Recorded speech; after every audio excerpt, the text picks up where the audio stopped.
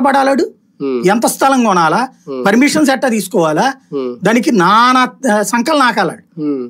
అట్లాంటి స్టేజీలో అన్ని సమకూర్చాక ఏది గోడ గట్టి అంతా అయ్యాక ఎవడికో నువ్వు తీసేసుకోపోరా అన్నట్టుంది. ఇది ఒక అపార్ట్మెంట్ పాపం బిల్డర్ మొత్తం కట్టాక మన దగ్గర డబ్బులు తీసుకుంటాడు, వీళ్ళు డబ్బులు లేకుండా ఇచ్చేస్తున్నారు. తెలంగాణలో ఇప్పుడు అది వైరల్ అవుతుంది. ఆయన మల్లారెడ్డి గారు విద్యా సంస్థలు ఉన్నాయి కదా, నేను విద్యాదానం చేస్తున్నాను అంటున్నాడు. ఆయన విద్యాదానం అంటే 2 లక్షలు 3 లక్షలు తీసుకుంటున్నారు కదంటే మరి టీచర్లకు జీతాలు ఇవ్వద్దు అంటున్నాడు ఆయన. అలాగే ఉంది పేరుకి విద్యాదానం ఇది అన్నట్టు. రేపొద్దు నీ కూడా అలా తయారవుతాయేమో మేబీ. ఇట్ మీన్స్ ఇంకోటి ఏంటంటే పీపీపీ నువ్వు పెట్టడం అంటే అసలు కాలేజీలకు సంబంధించిన ల్యాండే లేని రోజున పీపీపీకి ఇచ్చావంటే ఒక అర్థం ఉంది.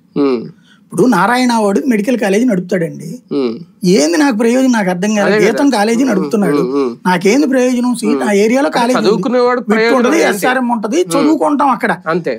చదువుకుంటాం అక్కడ.